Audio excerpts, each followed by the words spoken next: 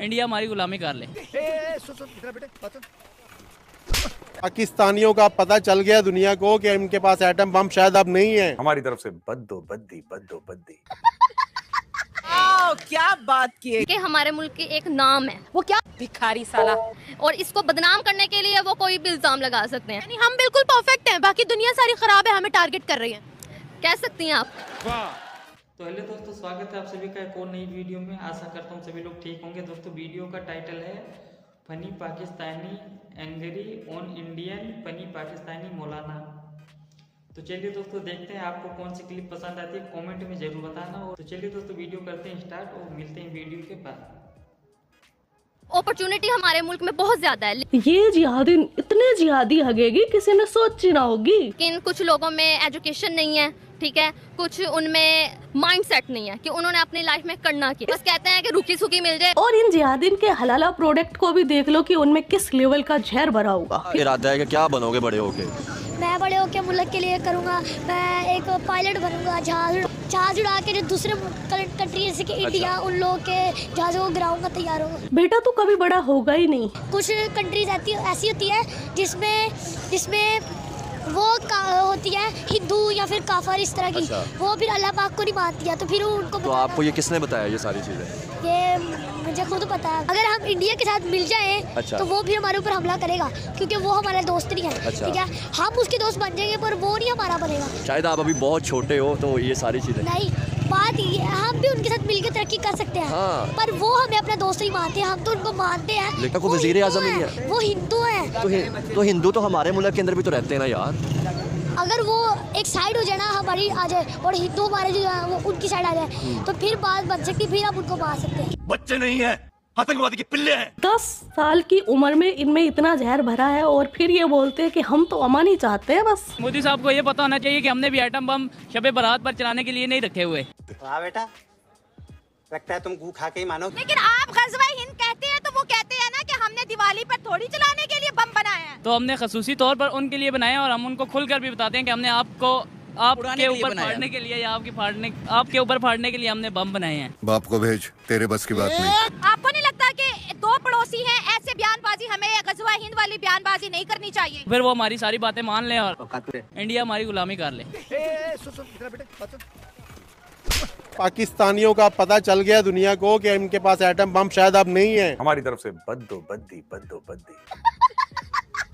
जो अभी हालात बन गए, जिस तरह ये मांग रहे हैं, इन्होंने एटम बम भी उनको दे दिया है। इनके पास कुछ नहीं है। कॉन्ग्रेचुलेशन। सिर्फ बस खाली खोल लेके बैठे हुए हैं। हाँ। इनके पास एटम बम वगैरह कुछ भी नहीं है। बम तो है 25 करोड़ पाकिस्तानियों को पता है। जज्बे वाली कौम है। होता तो ये एक दिखाते, किसी पे चलाते, किसी को धमकाते। हाँ। ये तो हर किसी से डरते हैं। अच्छा। चलो इतने अगर एटम बम हमारे पास है तो थोड़े से उसमें से बेच के कर्जा उतार दो। मगर नहीं जी, भाई एटम बम को हमने चाटना है जब हम वैसे ही मर रहे हैं। कौमें तो वही तरक्की करती है, वो जीती जागती हूँ। वबाओं से मर रहे हैं, बीमारियों से मर रहे हैं, भूख से मर रहे हैं। हमने अब एटम बम का क्या करना है? हलवा पकाओ। जिस दिन का हमने एटम बम भी के धमाके किए हैं, उस दिन से पाकिस्तान पीछे होता रहा है। ये बातें बताई नहीं जाती, नजर लग जाती है। हालांकि एटम बम हमारे पास आज का नहीं है। अम्मी फटा कैसे होता है? अम्मी ने कहा कि देखो बेटा, फर्ज करो कि पाकिस्तान इंडिया पे हमला करे।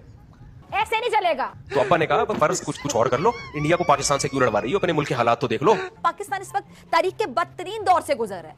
उसने कहा मैं कौन सा हकीकत में लड़वा रही हूँ, मैं तो फर्ज कर रही हूँ ना। तो उसने कहा अच्छा भी तो फर्ज किया जा सकता है, अफगानिस्तान को लड़ा दो अमेरिका से। मगर नहीं जी, कुछ और फर्ज कर लो। नहीं नहीं नहीं। तो कह रही तो आपको ना मेरी हर बात पे कीड़े निकालने का शौक है। वो कह रहे मैं कीड़े नहीं निकाल रहा, मैं तुम्हारी इस्लाह कर रहा हूँ। नहीं इस्लाह नहीं कर रहे, आप कीड़े निकाल रहे हो और लड़ पड़े। बच्चे ने कहा अब्बा बताने की जरूरत नहीं है, मुझे पता चल गया कि लड़ाई कैसे होती है। एक जरूरी ऐलान सुनिए, किसी ने अपने मुल्क का बेड़ा गर्क कराना हो, हमारे मुल्क के हुक्मरान तुम्हारे लिए हाजिर है।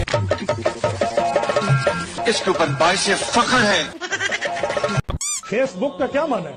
ये कोई अच्छी चीज नहीं है। फेस एफ लिखा हुआ है। एफ पहला लफ्ज हमेशा कैपिटल का होता है, बड़े लफ्जों का होता है। सुनते जाइए। तो एफ बड़ी इंग्लिश का नहीं है, छोटी इंग्लिश का है। क्यों है? तो बोल के लिखा नहीं, सारे को बात होना को अंग्रेजी आती। अच्छा, छोटा एफ जो लिखा जाता है ना, तो ऊपर गोल बनाया जाता है, ये बंदे का सर होता है। क्या? फिर उसे दरमियान में क्रॉस किया जाता है, इसे हैंगिंग टू टिल डेथ कहते हैं, फांसी। आप कहाँ थे ज्ञानी बाबा? वो हजरत ईसा की फांसी की अलामत बता। अरे कहना क्या चाहते हो? बातें करोड़ों की और दुकान पकौड़ों की।